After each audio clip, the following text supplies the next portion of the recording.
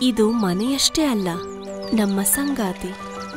ಸಮಸ್ಯೆಗಳು ಬಂದಾಗ ಜೊತೆಯಾಗುತ್ತೆ, ಕಷ್ಟಗಳು ಬಂದಾಗ ನಮ್ಗೆ ಸಾಂತ್ವನ ಹೇಳುತ್ತೆ. ನಾವು ಓದೋ ಕೂತ್ರೆ ಇದು ಬೆಳಕನ್ನ ನೀಡುತ್ತೆ.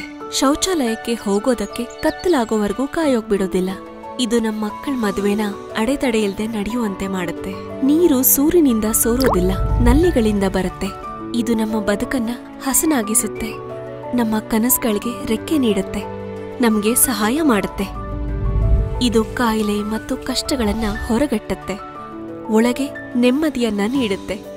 कच्चे घर में रहते थे, बच्चे शर्मिंदगी महसूस करते, दबे हुए रहते थे, आत्मविश्वास नहीं था। पक्का घर मिलते ही दीवारें नहीं, पक्की छत नहीं, जिंदगी आत्मविश्वास से भर गई. ಪ್ರಧಾನಮಂತ್ರಿ ಆವಾಸ್ 4 ಕೋಟಿಗೂ ಹೆಚ್ಚು ಕುಟುಂಬಗಳಿಗೆ ನೆಮ್ಮದಿ, ಸೌಕರ್ಯ ಮತ್ತು ಘನತೆ.